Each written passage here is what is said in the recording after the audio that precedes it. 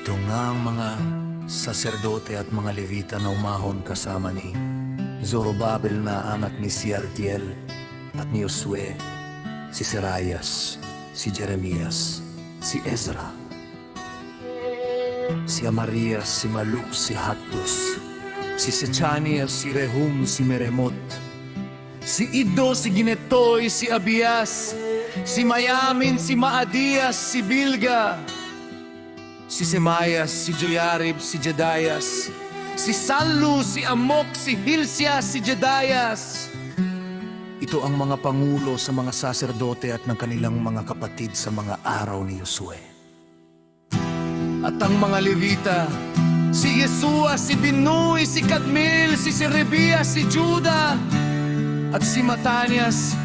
na siyang kasama ng kanyang mga kapatid ay nasa pamamahala ng mga awit ng pagpapasalamat.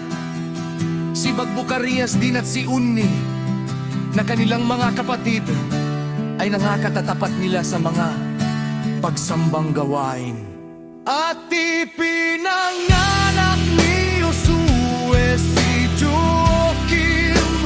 at ipinanganak ni Joachim si Eliasib,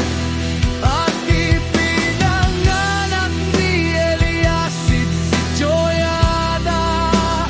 at ipinanganak ni Joyada si Jonathan, at ipinanganak ni Joyada si Jonathan, at ipinanganak ni Jonathan si Jadu.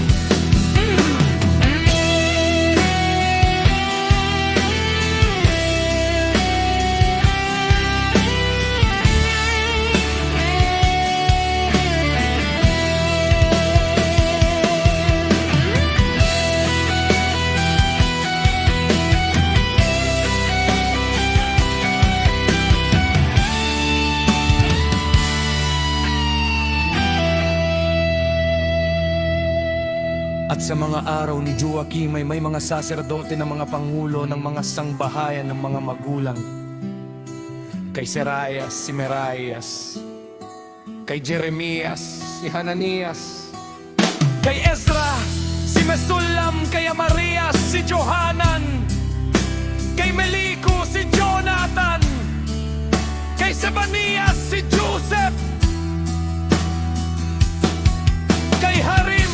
si Adna, kay Meraiot, si Helkai, kay Iddo,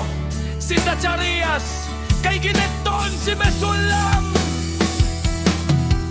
kay Abias, si Zikri, kay Miniamin, kay Moadias, si Piltai.